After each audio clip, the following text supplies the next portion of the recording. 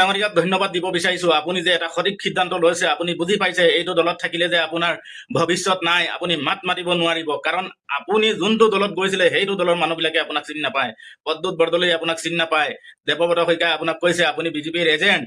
পদ্মুত বৰদলৈ ডাঙৰীয়াক কৈছো, আপুনি সংখ্যালঘু এৰিয়াৰ পৰা জিকি অহা এজন সাংসদ। আপুনি পাহৰি নাযাব, আপুনি ৰেজাউল কৰিম ডাঙৰীয়াক আপুনি চিনি নাপায়, ভাওনা ধৰিছে। আপোনাৰ ভাওনা এইবাৰ শেষ কৰি দিয়া হ'ব। আপুনি এইবাৰ বিন্নাকান্দিত আহিব, যমুনামুখ সমষ্টিত আপুনি আহিব। এতিয়া আৰু আপোনাৰ ধৰে নেতাক আমি কেতিয়াও ভোট দি জয়যুক্ত নকৰো। আমি ৰেজাউলৰ লিখীয়া নেতাক আমি বিন্নাকান্দি আৰু যমুনামুখৰ পৰা জয়যুক্ত কৰি সাংসদ পঠিয়াম। আপুনি ভাবিছে নেকি ৰেজাউল কৰিমক আপুনি ইগনোৰ কৰিছে?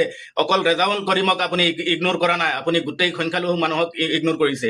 আপোনাক সকীয়াই দিব বিচাৰিছো, 24 ঘণ্টাৰ ভিতৰত আপুনি ক্ষমা বিচাৰক, নহলে আপোনাক আমাৰ যমুনামুখ আৰু বিন্নাকান্দিত আপোনাক নিষিদ্ধ কৰি দিয়া হ'ব।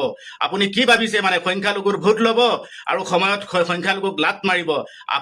আপোনালোকত কৈ 100 গুণ 1000 গুণ ভাল বিজেপি চৰকাৰ। কাৰণ আপোনালোকে সময়ত ভোট বিচাৰি আহিব, সময়ত লাত মাৰি পেলাই দিব। কিন্তু বিজেপিয়ে কেতিয়াও এইটো নকৰে। মই বৰদলৈ ডাঙৰীয়াক কৈছো, আপোনাক সময়ত প্ৰত্যুত্তৰ দিয়া হ'ব। আপুনি সেই সময়ৰ কাৰণে আপুনি ৰৈ থাকক। আপোনাক সময়ত দিয়া হ'ব। যেনেকে আপুনি ৰেজাউল কৰিম ডাঙৰীয়াক চিনি নাপায় বুলি কৈছে, গোটেই সংখ্যালঘু মানুহক আপুনি অপমান কৰিছে। যদি আপুনি ক্ষমা নিবিচাৰে তেতিয়াহ'লে সময়ৰ কাৰণে আপুনি ৰৈ থাকক।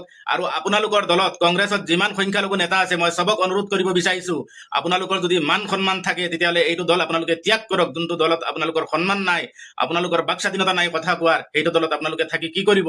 আপোনালোকে দেখিছে শ্বেৰমান আলী ডাঙৰীয়া ক'ত গৈছে? ৰাইজৰ দলত গৈ পেলাই সোমাইছে।